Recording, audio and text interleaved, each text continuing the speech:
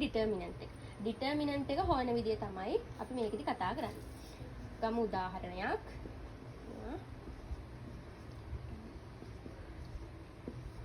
b සමානයි 2යි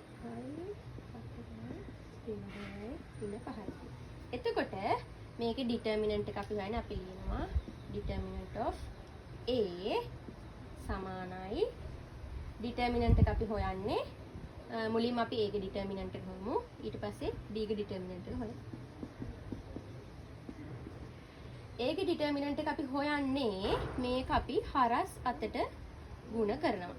එතකොට එන්නේ මේකේ 3 ගුණ වෙනවා කීයෙන්ද 6. 3 ගුණ වෙනවා 6න් පස්සේ a දෙක අතර අඩු වෙනවා ඍණ ලකුණක් එනවා ඊට පස්සේ තියෙන්නේ 8 ගුණ වෙනවා 4. හරි ඊට පස්සේ සුළු කරන්න තියෙන්නේ 3 වරක් 6 18යි 18 ඍණ 8 වරක් 4 32යි. එතකොට අපිට උත්තරේ එනවා කීයද ඍණ 14යි. එතකොට a ගේ ඩිටර්මිනන්ට් එක තමයි ඍණ 14. ඊට පස්සේ බලමු b ගේ ඩිටර්මිනන්ට් එක. ඒකත් අර විදිහටම හරස් ගුණිතය දානවා. එතකොට එන්නේ මුලින්ම ඍණ 2 වැඩි කරනවා ඍණ 5න්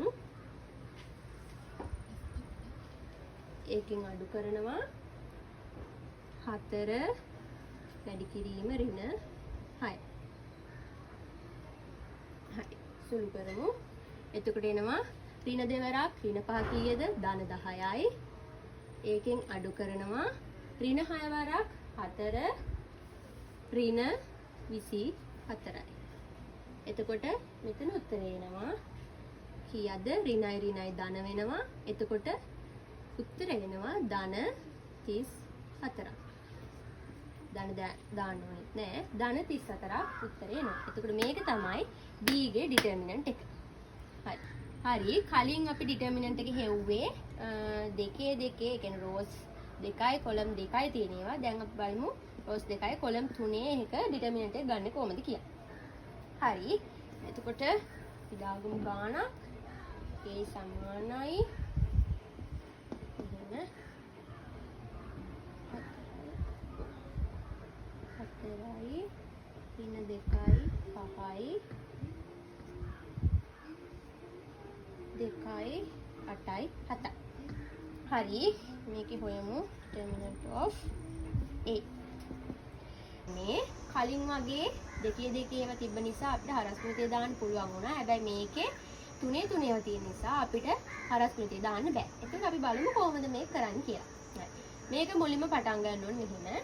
මේකේ මේ දැන් කොලම් 3ක් තියෙනවා. ඒ කොලම් වලට උඩින් අපි ධන ඍණ ධන කියලා දාගන්න. 4ක් ආවොත් ධන ඍණ හතේ ගණන් එන්නේ නැහැ. ඒ නිසා මෙහෙම දාගන්නවා. ඊට පස්සේ අපි කරන්නේ මේ මෙතන ලියාගෙන යනවා මේ දාපු සංඛ්‍යාවත් එක්ක. බලමු අපි මුලින්ම දාගන්නවා. මෙතන තියෙන්නේ 6. 6 මොන 6ද? උඩ තියෙන්නේ ධන 6 කියලා.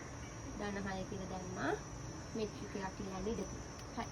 ඊගාවට තියෙන්නේ 1 ඍණ 1 උඩ තියෙන ඍණ නිසා අපි දානවා ඍණ 1. හරි. ඊට පස්සේ ආයෙ තියෙන 1 මේක ධන 1 උඩ තියෙන ධන 1 කියලා මෙට්‍රික් එකක් ලියන්න ඉඩ තියෙනවා. හරි. ඊට පස්සේ අපි කරන්නේ මේකට හරස් ගුණිතය දාගන්න ඕන නිසා අපි පොඩි දෙකේ මෙට්‍රික්ස් හදාගන්න තමයි යන්නේ. ඒක අපි හදන්නේ මෙහෙම. දැන් මේකේ මෙට්‍රික් එක ගත්තම අපි හදන්නේ මෙතන 6 කියන සංඛ්‍යාව කැපෙන විදිහට අපි මේක ඉරියඳ ගන්න ඕනේ. ඒ කියන්නේ දැන් මෙතන 6 මෙහෙම කපනවා අපි 6 කෙලින් කපනවා 6 හරස් අතට කපනවා. එතන මෙහෙම කැපෙනවා. එතකොට ඉතුරු වෙන්නේ මෙන්න මේ ඍණ 2යි 5යි 8යි 7යි කියන සංඛ්‍යා 4 අපි මෙතනට දාගන්න. 2යි 5යි 8යි 7යි. හරි. ඊට පස්සේ ඒක හරි. ඊට පස්සේ 1 කෙලින් බලනවා. 1 මේ පැත්තට කපාගෙන යනවා. එතකොට මේ ටික කැපෙනවා. උඩින් මෙහෙම කපාගෙන යනවා. එතකොට ඉතුරු වෙන්නේ බලන්න මෙතනින් මෙහෙම කැපෙනවා. මෙතනින් මෙහෙම කැපුණාම ඉතුරු වෙන්නේ 4යි 5යි 2යි 7යි කියන සංඛ්‍යා ටික. 4යි 5යි 2යි 7යි. හරි. ඊගාවට මේකත් ඒ විදිහටම තියෙනවා. මෙතනින් මෙහෙම කැපීගෙන යනවා. මෙතනින් කැපීගෙන යනවා. එතකොට ඉතුරු වෙන්නේ මේ සංඛ්‍යා 4. 4යි ඍණ 2යි 2යි 8යි. හරි. ඊට පස්සේ තියෙන්නේ මේ ටික සුළු කරගෙන යන්න. හරස් ගුණිතේ දානවා. කලින් වගේම කලින් ඩිටර්මිනන්ට් එක හෙව්වා වගේ ඍණ දෙවරක් 7 කීයද? ඍණ 14යි. ඍණ 8 වරක් 5 40යි. පස්සේ ඍණ 1 4 වරක් 7 28යි. 5 වරක් 2 10යි. පස්සේ 4 වරක් 8 32යි. 2 ඍණ දෙවරක් 2 කීයද? ඍණ 4. හරි. දිගටම සුළු කරන් යමු. 6 ඍණ 14යි ඍණ 40යි කියන්නේ ඍණ 54යි. ඍණ නාම ඍණමයි ඍණ 54යි. ඊට පස්සේ 28න් 10ක් අඩු වුණාම කීයද? 18යි. පස්සේ ධන 1 ඍණයි මෙතන ඍණයි නම් ධන වෙනවා. එතකොට 32යි 4යි කියන්නේ මෙතන එනවා 36යි. 32ට 4ක් එකතු වුණාම 36යි. හරි.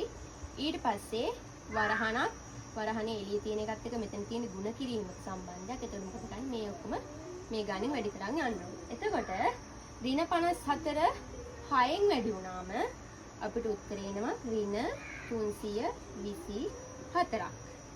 ඒකට ඍණ 1 වරක් 18 ඍණ 18යි.